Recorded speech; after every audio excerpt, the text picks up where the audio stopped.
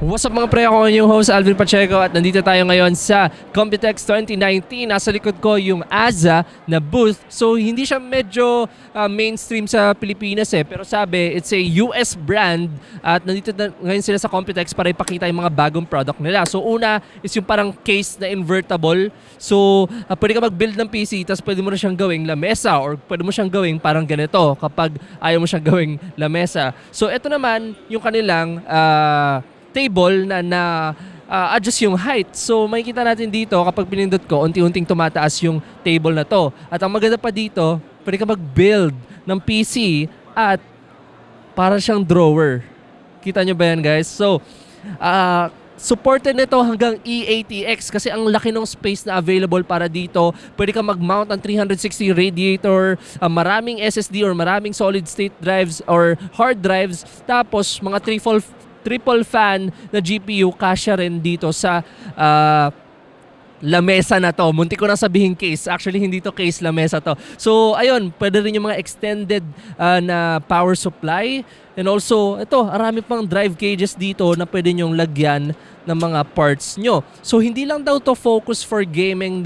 You can also use this for work and also different type of stuff na kailangan mo ng lamesa or ng kahit anong lamesa pang gawa ng kahit anong trabaho. So, kung for example, pagod ka na sa gaming, gusto mong tumayo, so pwede rin siya maging standing desk at saka may mga presets na available sa kanya. So, pwede mo siyang i-set manually, pwede mo rin siyang i-set ng kasama mga preset niya. So, meron siyang 3 presets. Ayan. So, first one, second one, and third one.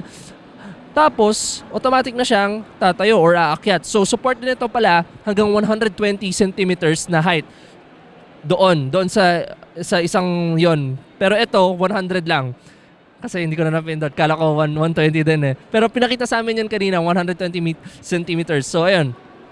100 maximum height standing ka na nun.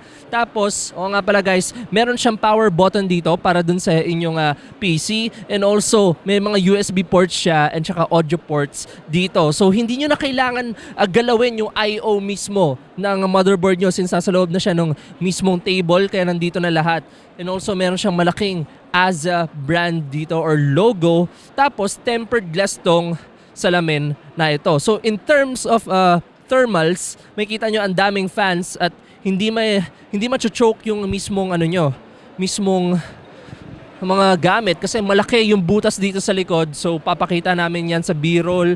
Malaki yung butas sa likod and also meron siyang lalagyan ng headphones dito sa baba. So meron na rin siyang headphones holder. Pero basically, ayun nga, mapag-gamer ka man, enthusiast, or di kaya kailangan mo lang ng malaking lamesa, pwede mo na lang gawing drawer to, pero sayang naman, nakakapag-build ka ng PC sa loob. So I think most of you know guys, may mga modders naman na gumagawa nito, pero kung gusto niyo ng aftermarket part ng ganitong klaseng product, and then mag-contact kayo kay AZZA. So hindi naman siya Philippine brand, so mag-contact na lang kayo sa website nila or sa mga Facebook page or social media sites nila. So ayun guys, thank you for watching and I hope I see you on the next one.